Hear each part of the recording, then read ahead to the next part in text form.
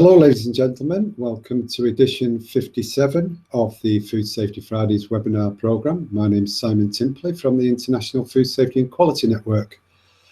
The Food Safety Fridays webinar programme is sponsored by Trace Analytics, Safe Food 360, Metala Toledo and FSSC 22000. These kind sponsors help to bring you these weekly bite-sized education with a free certificate of attendance. So thanks very much to our sponsors. Today's webinar is supposed to be Root Cause Analysis, How Science Can Help from Oscar Rodriguez-Gonzalez. But unfortunately, Oscar's not joined me yet. We were supposed to be logging on about an hour ago to do some testing and setting up, but Oscar's not here. Actually, I can see that Oscar is at the bottom of the screen now. So it's not necessary for me to enact my emergency response procedure, which was to play a different webinar recording, which I'd been scouring the archives and I had found one about document control that was really good. I might actually run that in the future as a webinar.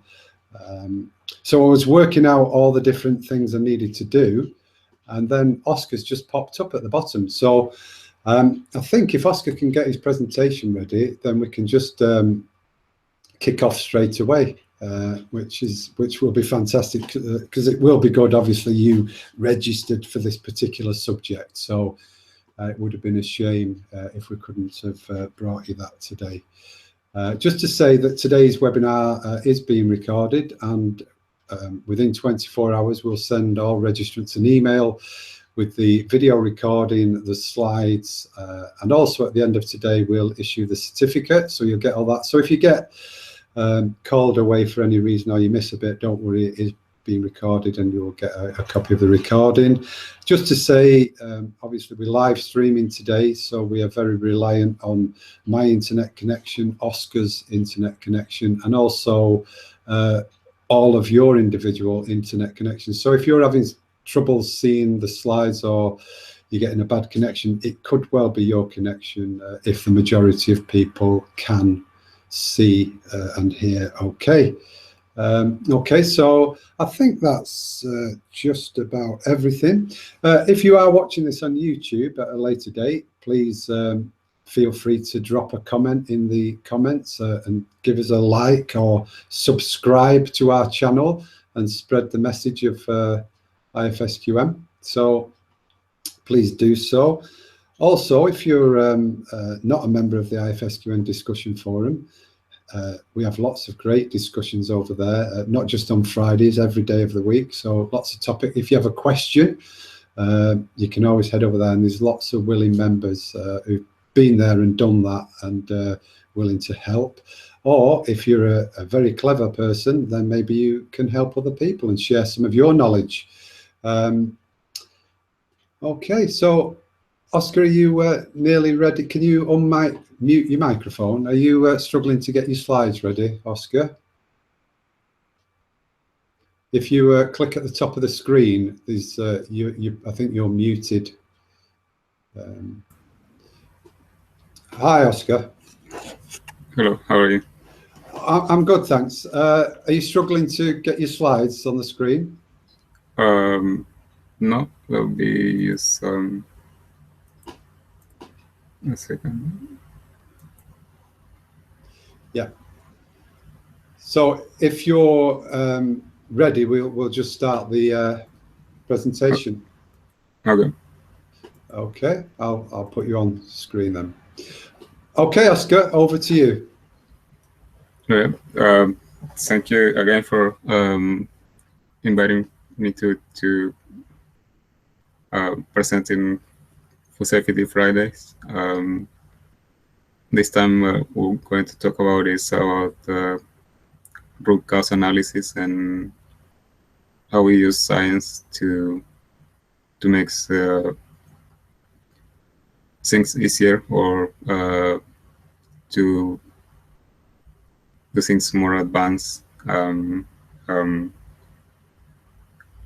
Usually science is associated with complexity, but we can also use it in a practical manner. When I prepared this, when I saw about this webinar, I was thinking from the perspective of doing investigations, because some of my recent projects included collaborating with a course related to investigation. It looks like it's like police work or like criminal problem. It may be like a remote event, having an investigation, but with all the conversation going on about food fraud and food defense, we may be expecting more like this type of event coming to our facility or as, the work we do in food safety. We hear also that food safety recalls are increasing. That depends on how the regulatory agencies are monitoring. If they are monitoring more the food supply, they'll be receiving more food recalls and more investigators coming to inspect the facility. So that's what the content of this webinar has like three main areas. One is the concept of root cause analysis, which is a tool that is using quality and food and safety. It looks like a simple tool, but it may have more to that we can use. And the second concept is about science and being a scientist. The idea of investigations and food, which is what we talk about. Justice system coming to find evidence and implicate food with a case. And then how these three concepts are combined or are applied together. So the concept of root cause analysis, there was a recent seminar by IFSQN on root cause analysis. I guess you'll be able to learn more from if you look into IFSQN on the concept were presented. It's a tool that is used on quality for quality practitioners. The point is to get to the cause of the problem, to find not the symptoms, but what caused the illness, which is the if we get sick with fever and pain, is not the pain and the fever, is something inside that that is causing the problem. So how do we get to the root or the causes of what is causing the problem? So it can be a simple tool as a famous 5 Whys or 5 Ws. You may have heard about 5 Ws. 5 Ws is the question of what, who, when, where, why. This is more like a situation describing how an event happened. this is not exactly root cause analysis, but it's important to get to know it, because the 5Ws is how we describe events. Like when we're analyzing evidence, or like a journalist is describing and what happened. There was an accident, or a person got sick with salmonella, and who was the person that got sick? Different people that were eating in a restaurant when they got sick, through a festival, a weekend on a festival. Where was the problem? Was in a convention center, or a stadium, like a baseball game, and why they got sick? Because they eat food with salmonella, and how it happened, that we still don't know. We are investigating. So you will see how events are described from in journalism using these basic 5Ws to describe events, and that's why we use it on food safety management to describe how things should be done. But like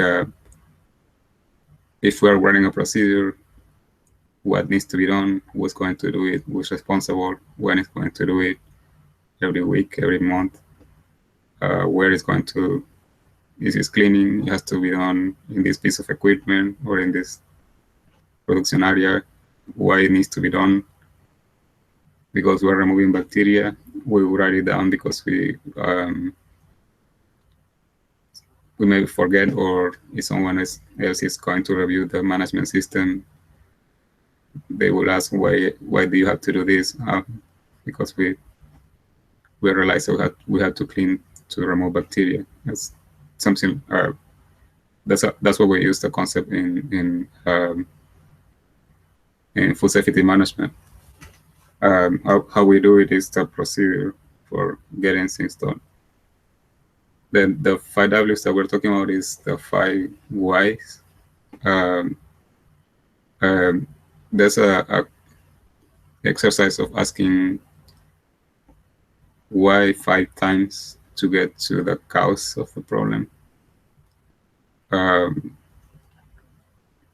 So like it's very simple, just asking why, but it has to be applied with sense.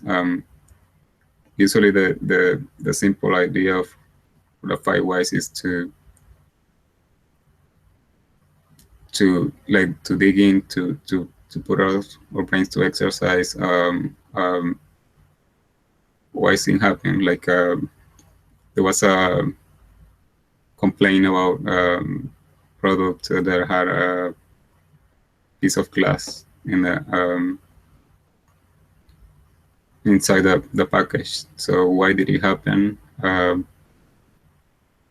Something break, and why did it break? Because something break and fall into the product, right? So that'll be a more reasonable answer. And then why did it break and fall into the product? Because it was too close to the production line, and then it was not shatterproof. So why it was too close to the production line and was not shatterproof? Because we miss it in the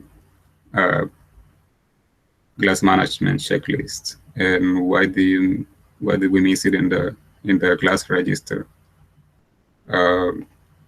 Because it was a new installation, and when we did the new installation, we forgot to review the checklist, and that's what kind of makes us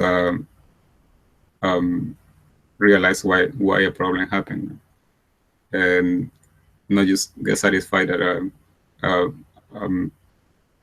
well, we found that the glass was broken close to the production line and that we fixed. But there were more things that in the system the cause of the problem, and if we don't control them at the various levels of why it happened, that may reoccur. And this is related to the corrective actions and preventative actions that we typically talk. Corrective action, we fix it on the spot. It's a problem, fix it. It's a problem, fix it. But then preventative action is what we're going to do in the system, or what we're going to do at a systematic level to prevent the problem from happening again. So if we found that there was a repair and or a construction, and then the glass was not included, the preventative action is that now every time that we have construction, we have to follow the procedures for reviewing everything that is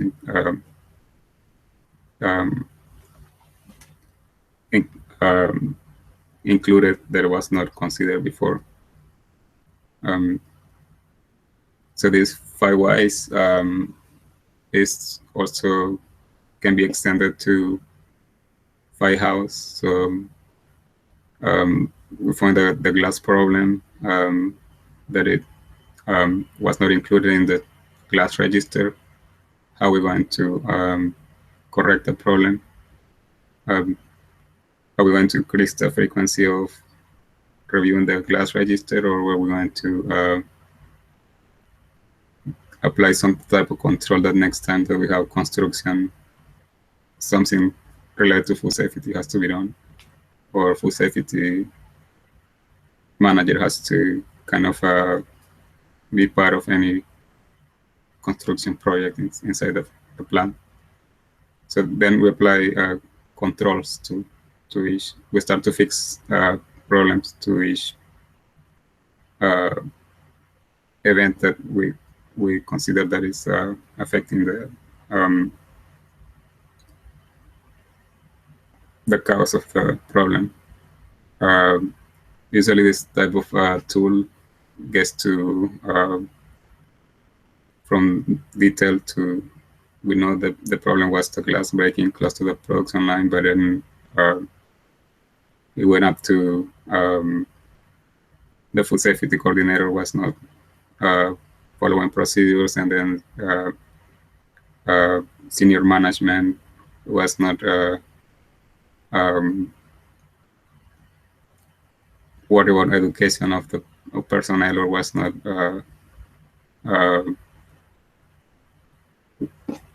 observing the performance of the food safety manager. So it's everyone faults, right? Okay, it's like a blame game, but the point is not to find blames or find guilties, but and in this point, when we are preventing, is to correct the problem. Right? If there was an investigation, it may be finding who's responsible for the problem. Usually we talk about 5 whys and root cause analysis. When we, in the fishbone diagram, when we use the fishbone diagram, is a tool that it considers the 5 M's or 6 M's, 6 M's, which is basically the problem, or it can come from 6 different categories or 6 different sub-causes, and it has been determined that the 6 categories, it can be the material, the measurement, the method, the machine or the equipment, the manpower of the people, and Mother Nature or the environment. So what we're doing with this tool is basically saying this is a problem can be originated from, we can look at from 6 different perspectives of the origin of the cause of the problem. Now, if we break it down into 6 different categories, we can we may be able to visualize more easily how to find the cause of the problem, or the most likely cause of the problem, and then how to fix it. The case of the glass breaking,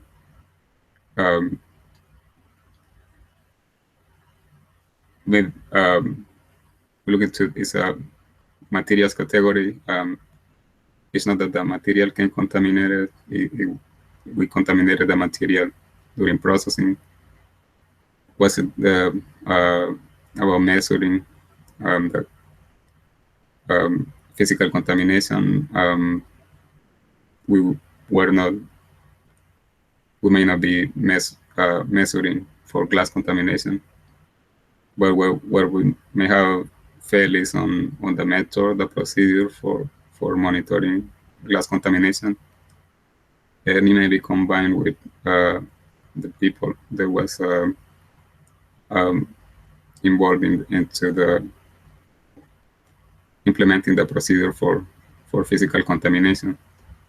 So it may be one category, maybe 2 categories, maybe a combination of people and procedure. Then we have like 2 possible causes. And then at the beginning, the tool of root cause analysis is brainstorming all the possible causes. But then when we're going to implement corrections or corrective actions, we have to be able to select the most likely causes or the most probable causes of the problem. So it was a problem of procedures. The procedure for monitoring any new constructions was not properly defined. The food safety coordinator was not involved in the planning and implementation of construction projects. Or maybe the food safety coordinator was not implementing the procedure properly. So if we're going to fix a problem, we have to be effective, or it may happen again. So we focus in these 2 categories, and then we modify the policy, the procedure, and then the person that is implementing it is also retrained, or he has to be done something to fix the problem for the future. And we can combine the 5 whys with the fishbone diagram.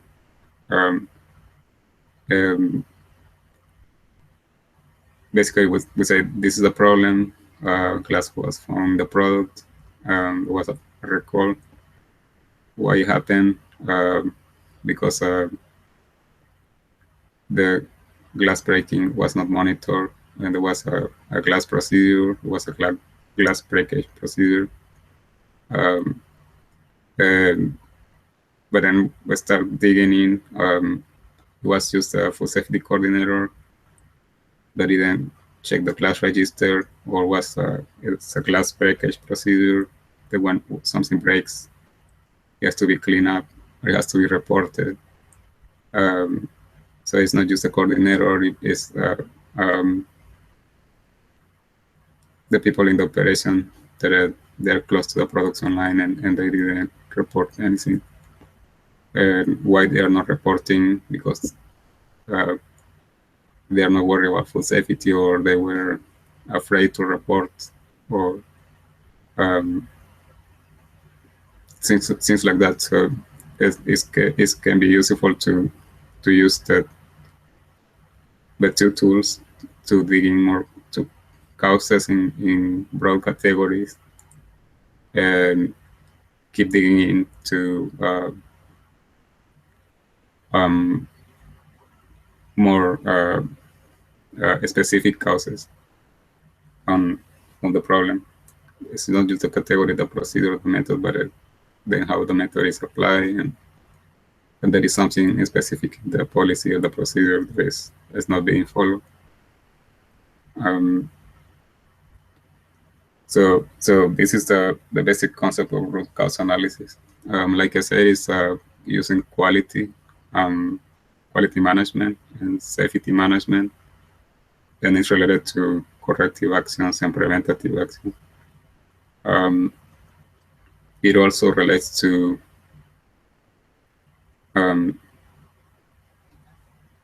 finding a problem once it occurred, and something that are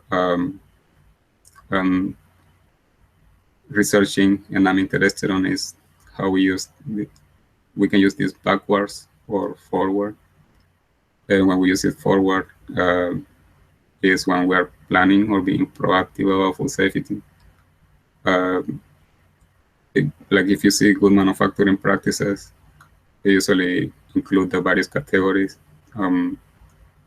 Like we talk about materials. As a inspection procedure of receiving the material, do we do material testing at receiving? Do we do material testing at shipping? Do we inspect the material previous to shipping? Do we have procedures in place? So if you go through good manufacturing practices of most of the food safety standards, it's a different structure, but the main idea is that these 6 categories are included. There is a subsection on people, on training, personal practices. It's not exactly related to one problem, is describing for all the problems. So also when we're preparing like a hazard plan, we say we can have this hazard, which is a problem, and if the hazard occurs, it's going to be a big deal. So which controls do we have in place? We have a washing step, or no, we don't have a washing step, we have an inspection. There is people in contact. So something that I haven't seen too much implemented, but it may be useful, is when we're talking about applying controls. It's something that that is affecting the problem directly, and we can control it. So, for example, it's a inspection or a selection step where people have contact with the product, so they have to wear gloves. So we know that people can be a cause of the problem. So when we do the hazard analysis, the cause may be contamination, a person contaminating the product. So then we're going to implement an effective control measure. It has to be focused on human contact with the product, that also food contact surfaces. And then, so a way to be more effective on implementing food safety controls is look to the problem forward from 6 different categories, and then which control we apply on each of them to prevent the problem from happening. So it's backwards, investigating why it happened, forward, how we're going to do to fix it.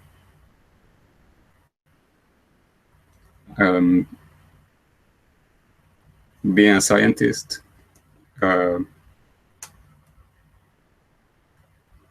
usually it seems as criticizing everything, or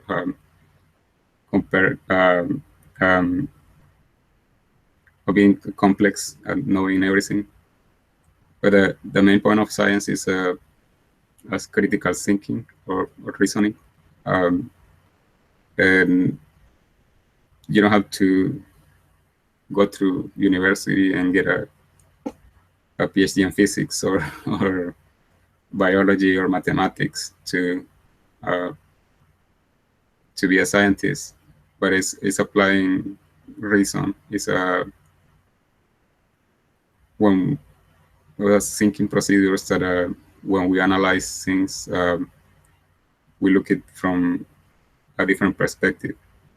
And we formulate. We're trying to understand how things work. For that, we have a hypothesis, and then we test the hypothesis. So you will see a lot of, and especially with social media and internet, there is a lot of information flowing.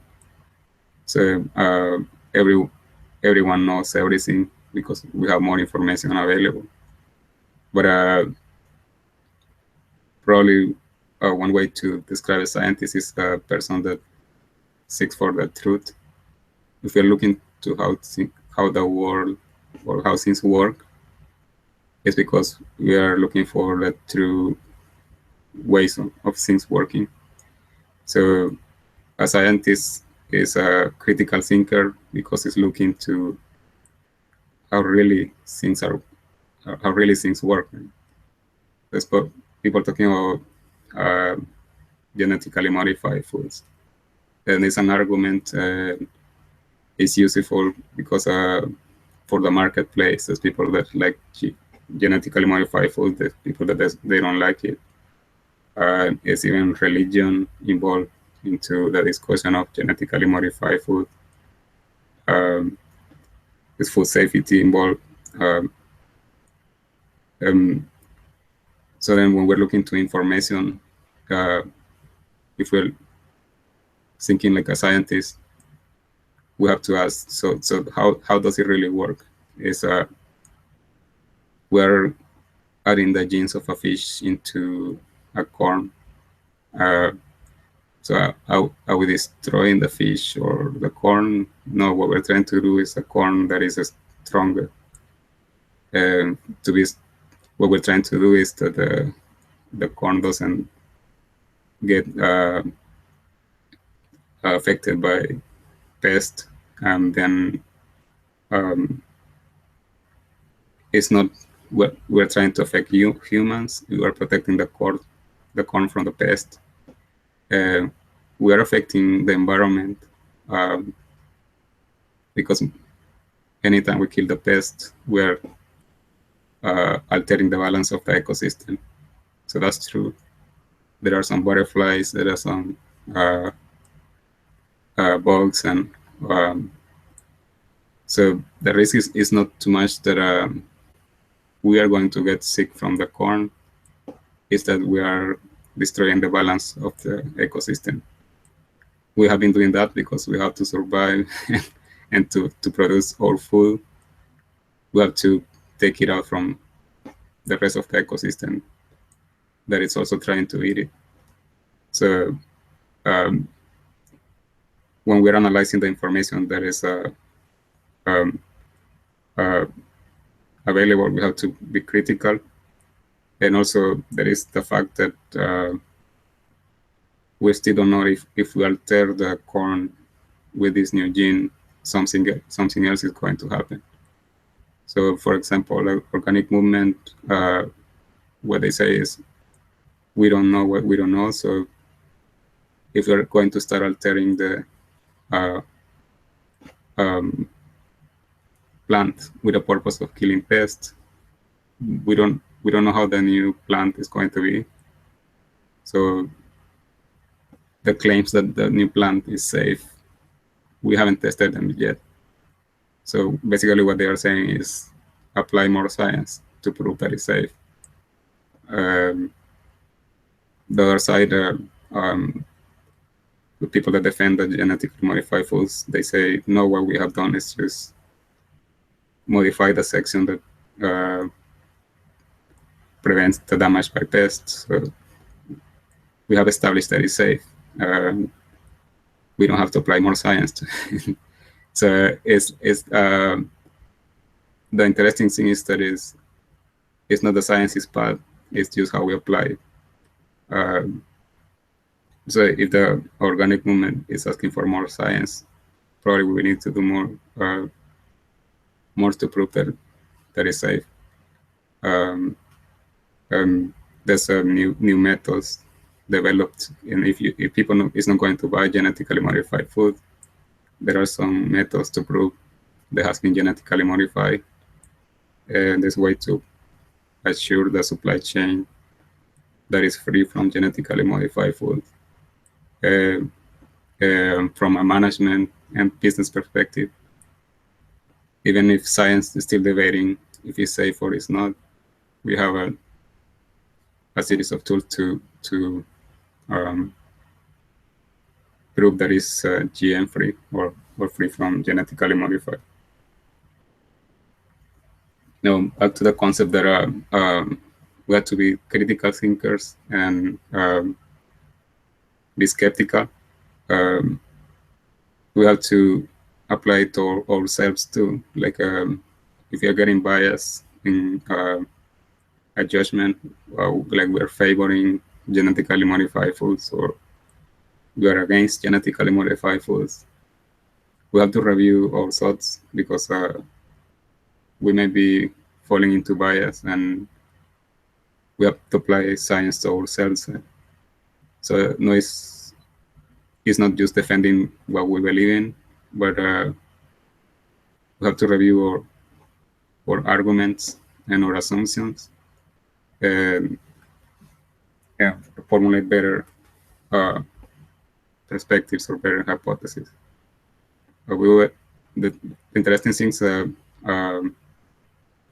when we're talking about formulating hypotheses of arguments is that sometimes we get too convinced about something that it affects our thinking. So it's useful to take a break, look at a different thing, then come back with a different perspective, or talk with a colleague that has a different view on something, and then we have to review our assumptions. And this is a constant process of reviewing or assumptions or hypotheses and arguments. So in a practical manner, the scientific method is we want to understand how things work. We want to find the truth of something. So we have to create hypotheses. And this hypothesis has to be we have to get to a point that it can be tested. For example, we know that this chemical kills the microbes. So then prove it that the chemical kills the microbe.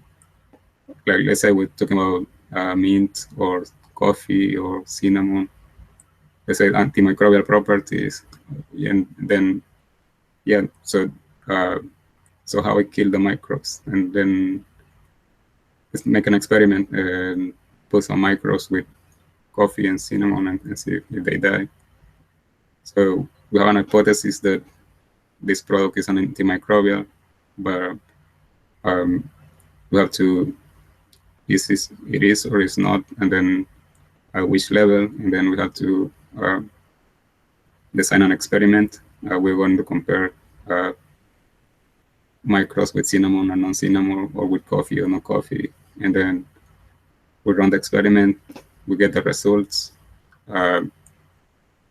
It kills some, and then yes, it has some antimicrobial properties, but at some point we may have to concentrate it more. We have to dilute it, or and then based on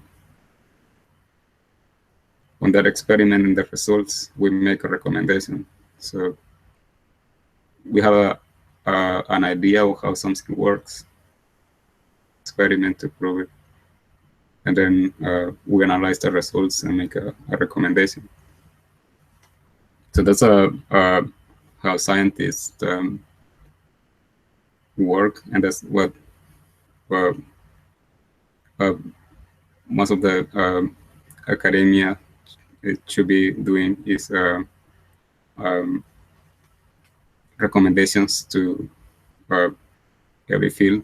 And is the trick here is finding problems that haven't been solved before, and it has a practical application for us in the industry or in the services, and then design experiments that they work, and then make recommendations.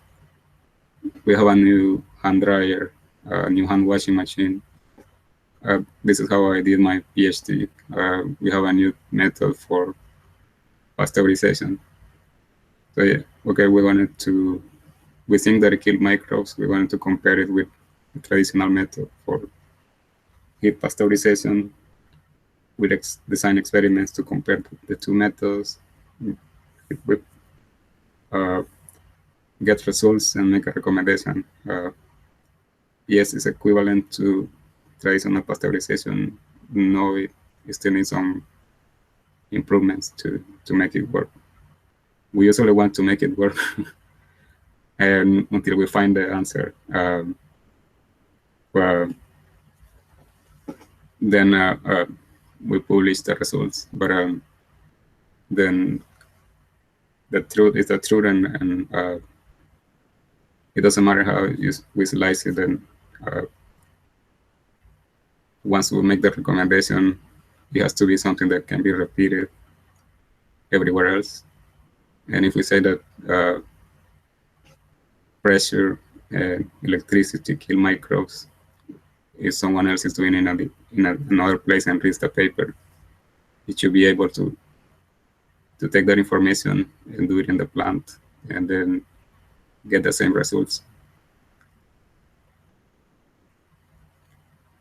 So that's why we apply statistics, and we do the experiment several times until we get to the correct recommendation. In a statistic, you hear about type 1 and type 2 errors. Reject a hypothesis when it's true, accept it when it's false. It's basically making the mistake of making a wrong recommendation. In the law, or is proving that a person is guilty when he's really innocent, or proving that he's innocent, or defending them as innocent when they are really guilty. So the job of a scientist, or when a lawyer and attorney apply the critical thinking and reasoning and some science to things, is we're finding evidence to prove something. We have to be aware that we may get too corrupt. We may be too convinced about one fact that we may be biased, but then we apply everything in our arsenal to prove guilty or to defend the person as innocent. And that's when we apply our technique, and that's the technical side of scientists. They have to know, if we know how things work, we can design experiment to demonstrate to the jury or to everyone that is guilty because of this, is innocent because of that, it works because of this, or it doesn't work because we have tried and it didn't. There are courses like the Certified Food Scientist where may not get into to the principles of science of being a critical thinker, but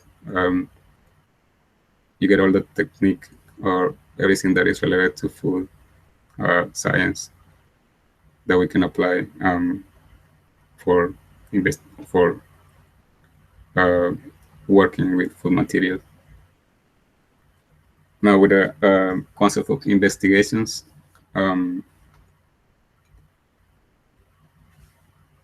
investigations is related to inspections and audits. Audits and inspections are the soft side of it. It's a preventative tool. Audit nothing has happened yet, but we want to be cured in disease.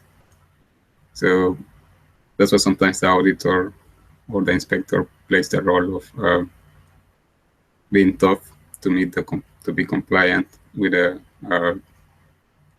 what has been established that is necessary to ensure safety. When we talk about investigations, that's something that already happened. It's people dying, people getting sick. Now we have to stop the problem, and we have to stop the problem at the source. So how do we find where the problem is coming from and stop it? Maybe later we'll be assigning people guilty to that problem. So the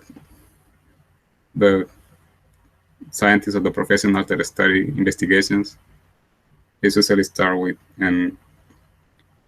public health in hospitals, emergency rooms that where they start to see that a problem is happening too often. And then when people get sick, 2 people get sick, maybe not too much alert, but if you get 10, 100, 1,000, then something is happening. And especially with the traveling, there's a problem in a convention, in a conference, or in an airport, then people get spread over different countries. How are we going to stop the problem from happening when all this movement is transportation, which is increasing? And it's not just people moving, it's the food material moving around the world. It's made in producing one country, but then it goes to 5, 10 different countries. So it's getting complicated, but then we also have the tools to manage this. Usually, like I say, it's in the hospital, and that's what they are getting more interconnected. It's a different agencies talking each other. They see symptoms of E. coli, salmonella happening. They have databases to share that information. When they start to reach some reasonable numbers of people getting infected, now we have to start tracking where the problem is coming from and stop the problem from happening again. And it's complicated, one, by the fact of people and food materials moving around. Another, because we don't need just one thing during the day. If just the breakfast or the lunch, you may have like 5, 10 items. Depending on your consumption habits, you may not be eating the same thing every day because you have to eat variety. So if you look just to the menu of the week, if you have 5 items each time, you have 15 a day, then 15 times 7, you get 105 different foods. And then you have 100 foods per person, and then you have 100 persons. You have like 1,000 different items. So there's still some, we can take a guess on if it's Campylobacter. You usually come from poultry, so let's look to all the chicken that was eaten by these people. Maybe chicken. If it's salmonella, maybe coming from fruit and vegetables. Listeria may be related to dairy, but it's not always the case. There are new events like hepatitis. The new can be coming from produce, or there was E. coli that was found in bakery in flours by General Mills. So scientists before, they have said that it's safe, the flour is safe because it's dry. So E. coli is not going to survive in the dry bakery ingredient. But now it happens that it can survive. We were assuming that was safe, but it was not safe. So it's complicated, but they still haven't get into our facility if we are food safety managers. But we have to understand this because of if their investigation is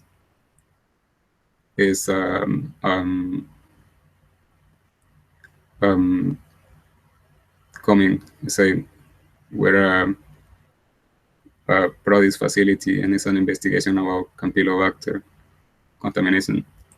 We say for what we know, when Campylobacter is usually related to chicken, you may not be able to find it on our facility, or our product may not be the one that you're looking for. Is E. coli Salmonella? Yeah, more likely it's coming from us. And that's the one that we have been taking care of.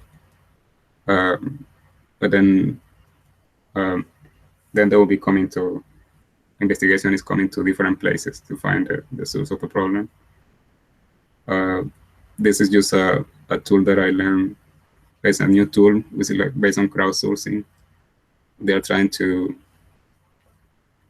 ask people to report food poisoning by using a website.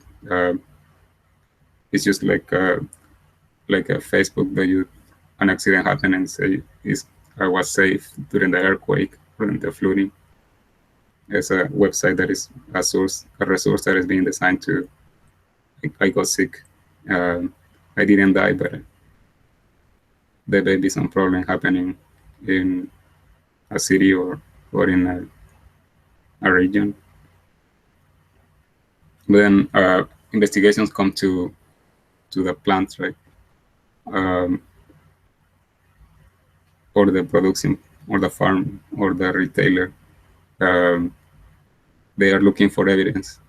So they come with a product that is suspected.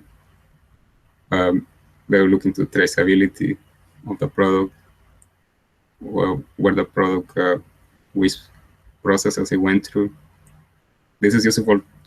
That's why it's useful to have a food safety management system in place, because when they are looking for evidence, they start to dig into documents and to places in the facility.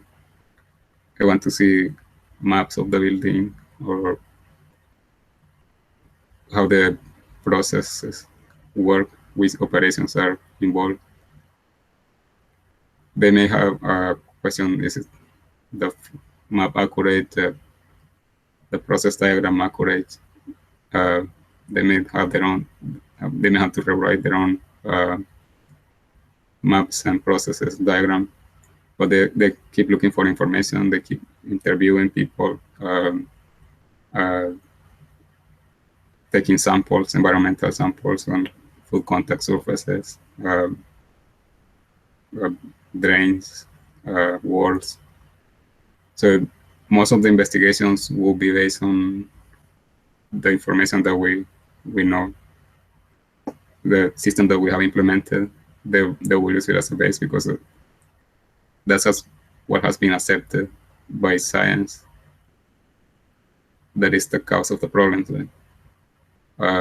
We may not be expecting them to inspect or to take samples on, say, the manager's car, or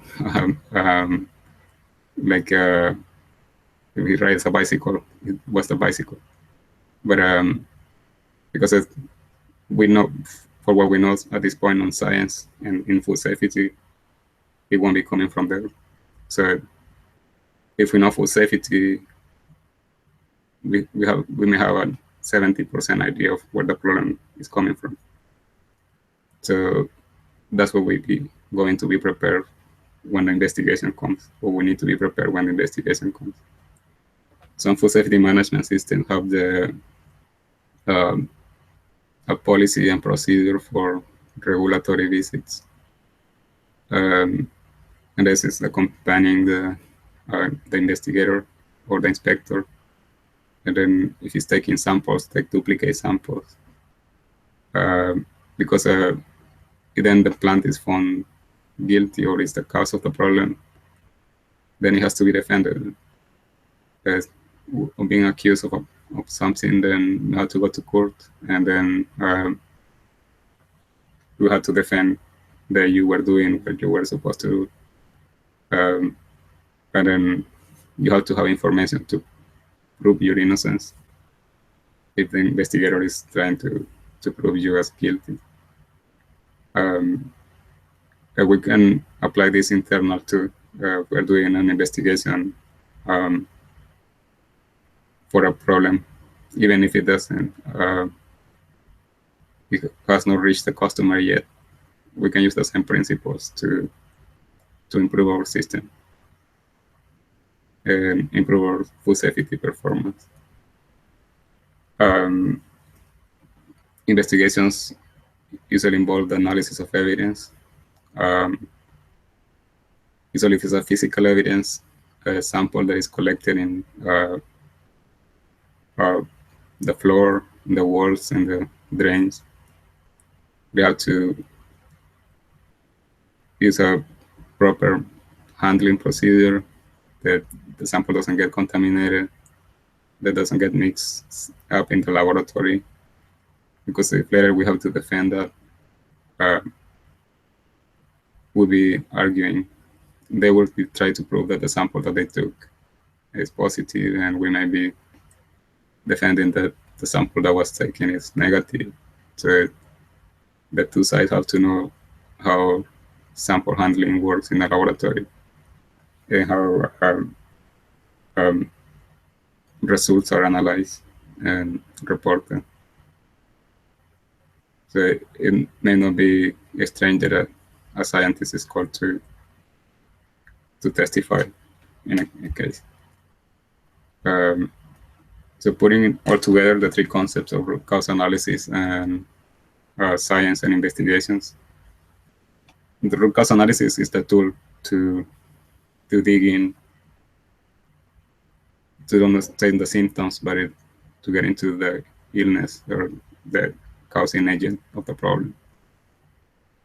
How we dig in, we are skeptical, we review our assumptions, and we look to different categories of the causes of the problem. Which tools do we apply? If you're looking for materials, we do material testing. If you're looking for procedures, people, we'll be doing interviewing. Is the person lying? How do we prove that he's lying? We may need some help on that. The machine caused the problem. Was the machine working how it was supposed to? Was the chemical working how it was supposed to be? Was environment free from contamination? So we can dig into problems applying scientific method. And this is something that you may have been doing already, but it's recommended in the quality field. Let's say scientific thinking is keep thinking about things critically before the problem happens. We have to keep thinking how we can do this better. It's not being negative, but yeah, it's clean, but we can clean it better. It's not really clean, but we could sanitize it. Then this is thinking forward, that preventing the problem before it happens.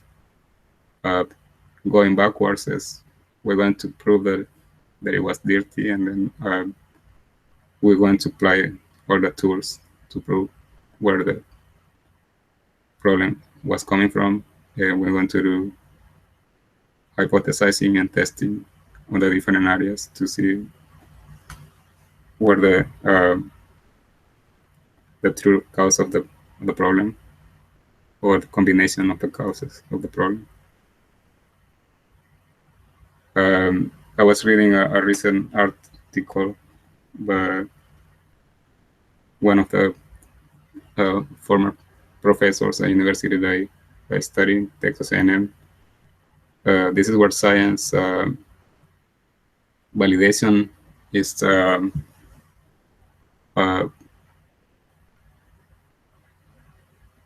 element of food safety management where we apply science. Is because that's where we collect, evaluate information. But in Texas A&M is where the HACCP Alliance is based.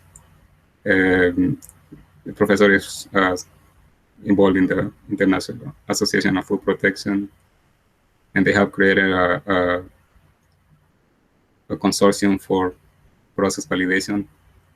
The point here is that when we do validation, is we have to review our assumption that something is working, and we have to prove that it's working. So to prove that it's working, we have to apply science.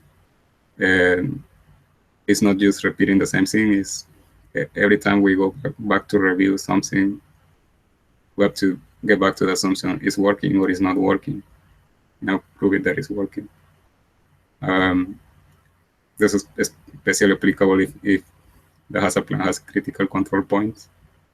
If we decided that we want to have a critical control point in place, we have to go back to the critical control point every year, or depending on the frequency that we decided to review, and go deeper and look into what the scientists say. The scientists have done a work in the laboratory. If they did the job correct, can we repeat the experiment in our facility? For example, we have a publication that says that food can be pasteurized with high pressure. Now, is the high pressure working in our facility? That's what they did in the university, but is it working in our facility? And then how do we prove that it's working? If you look to the paper listed on the screen, you talk about microbes. This was my master work on using microbes that are not pathogens, like using a type of E. coli that is not dangerous, to prove that the method is working for the real E. coli. So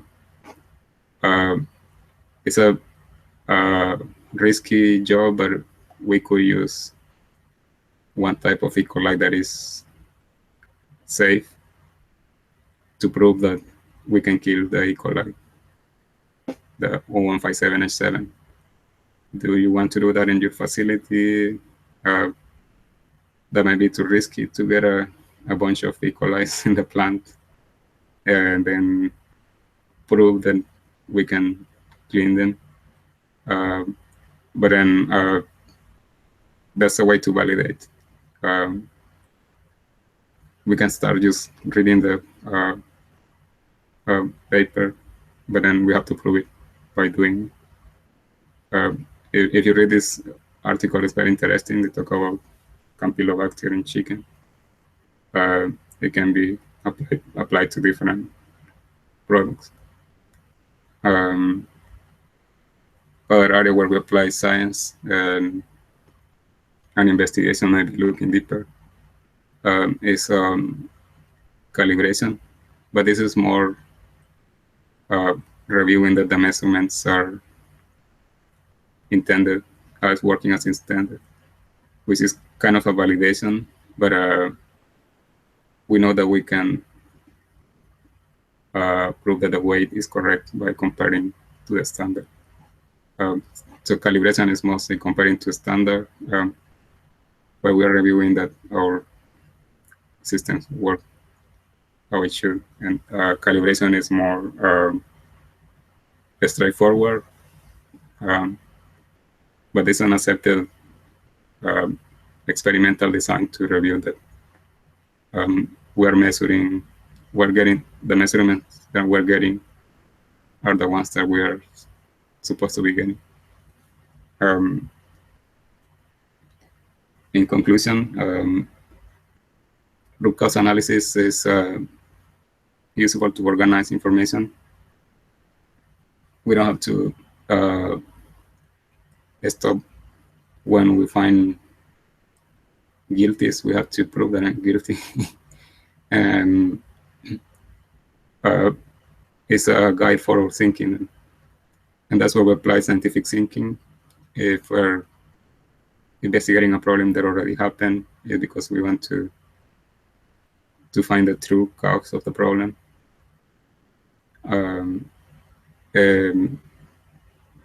We use it for validations to be curing health before we get sick.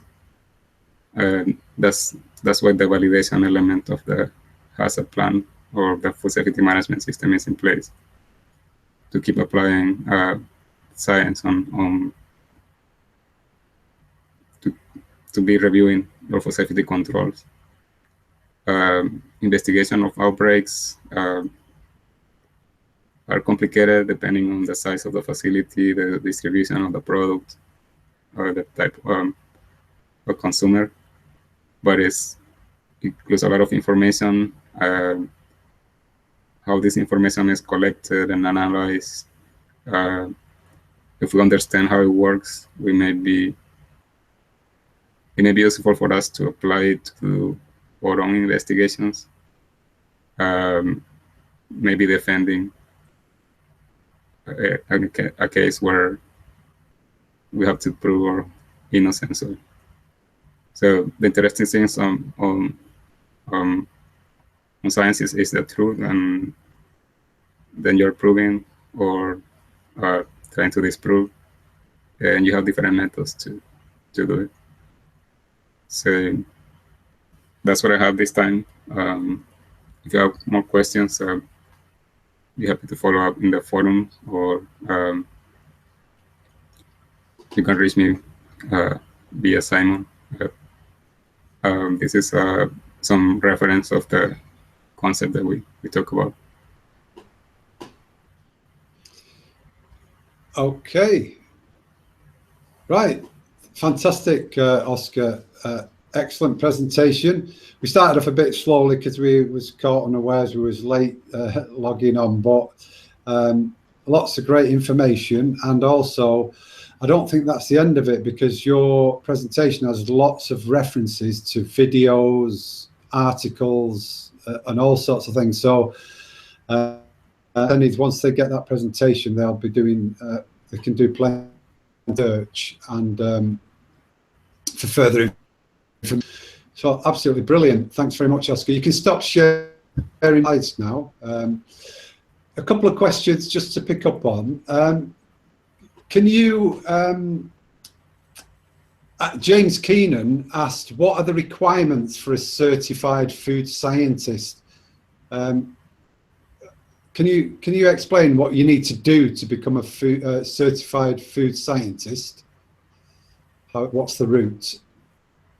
To get that food scientist certification is based on experience and there's some testing of the knowledge. The certification is like general food science. Right? It's not food safety specific, but so it reviews product development, sensory analysis, food safety, food quality, and then so you submit your experience for review. Once they say that you have enough experience to you go to a course or you reviewed your food science training, and then you take the test, and then based on the results of the test, you as certified food scientist. Okay. That's a basic procedure. There are some. Yeah. Yeah, okay. Thanks for that, Oscar. Lecky is asking, is it always possible to get to the root cause of a problem?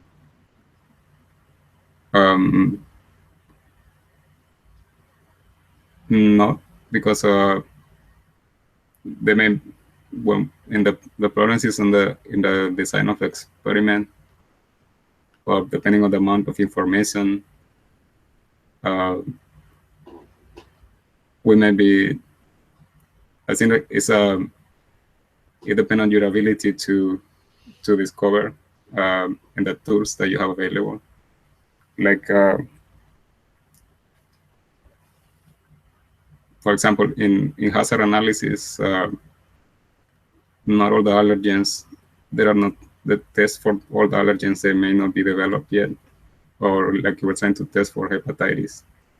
We were not really familiar with viruses before. So we may not have the capability to get to virus. So that's one thing. If you have to deal with people and you don't know too much about psychology, and you got someone better than you in the other side, then they win the game, right? Okay, thanks for that, Oscar. I mean, basically, so long as you apply a scientific approach and use the tools available, then you've got a much better chance of getting to the root cause using those methods. Okay. And another thing is that the cause and the end is the exercise is something that we can control. So, for example, if it's a microbe, how we control it, or if we don't have enough tools to control it, then we apply some more broader tools to do the control. Okay, just one final one, because we are quite a bit over. Well, Alba's asked, what education do you need to become a certified food science certificate? Is there a particular education route for a certified food scientist? No, because you have to look into the Institute of Food Technologies website, and then actually the requirements is like a Bachelor of Food Science and sometimes experience, right? Or that you have taken courses in food science, and then. Okay, yeah.